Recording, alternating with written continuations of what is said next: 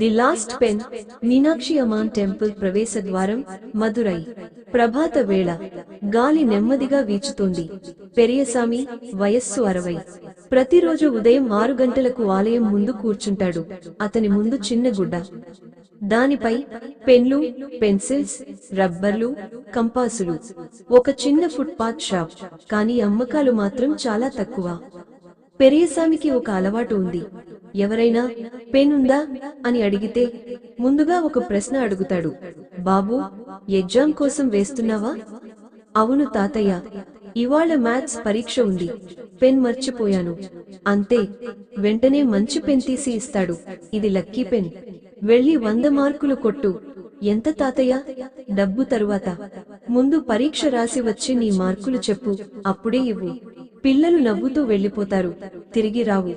పెరియసామి కూడా ఎప్పుడూ అడగడు. ఇంట్లో భార్య తంగం కోపంగా అంటుంది, ఏమయ్యా ఇది? ఒక పెన్ 10 రూపాయలు. ఇలా ఇచ్చేస్తే మనం ఏం తింటాం? పెరియసామి నెమ్మదిగా ఒక పాత డైరీ తీస్తాడు. దానిలో ఇలా రాసి ఉంటుంది: March 12, 2010 Ramesh maths exam, pen pending.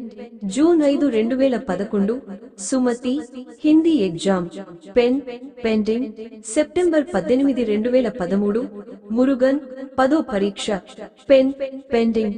అలా మొత్తం డైరీ నిండా పెండింగ్ లే. మొత్తం లెక్క వేస్తే 3000 పెన్లు, 30,000 రూపాయలు. తంగం, ఇది అప్పు కాదు, ఇది పెట్టుబడి. ఒక రోజు తిరిగి వస్తుంది. తంగం నిస్సహాయంగా, నీ పెట్టుబడి దుమ్మైపోతుంది. ఇప్పుడెవరు తిరిగి వస్తారు? 20 సంవత్సరాలు గడిచాయి. పెరియసామి ఇప్పుడు 80 ఏళ్లు. కళ్ల చూపు తగ్గింది, వినికిడి బలహీనమైంది.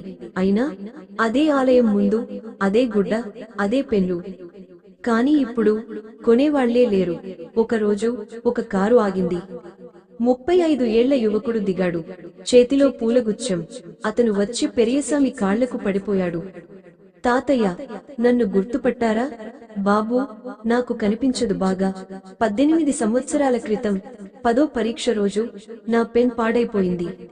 డబ్బు లేక ఏడుస్తూ వచ్చాను.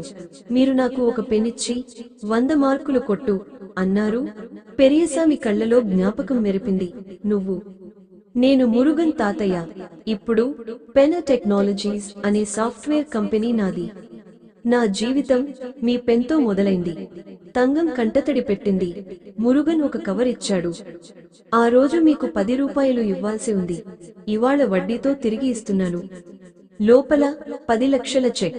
పెరియసామి చేతులు కంపించాయి. నాకు డబ్బు అవసరం లేదు బాబు. ఇది డబ్బు కాదు తాతయ్య, మీ పెట్టుబడి లాభం.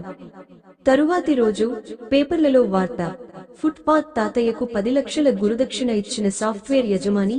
ఆ వార్త చదివి ఇంకొకరు వచ్చారు. తాతయ్య, నేను సుమతి, మీ పెన్తో హిందీ పరీక్ష రాశాను. ఇప్పుడు టీచర్ని. మరో రోజు, నేను రమేష్, ఇప్పుడు ఆడిటర్. వారం రోజుల్లో ఆ ఆలయం ముందు పెళ్లి ఇంటిలా మారింది. డాక్టర్లు, ఇంజనీర్లు, పోలీస్ అధికారులు అందరూ వచ్చి తాతయ్య కాళ్లకు నమస్కరించారు. తంగం డైరీ తీసి చూసింది.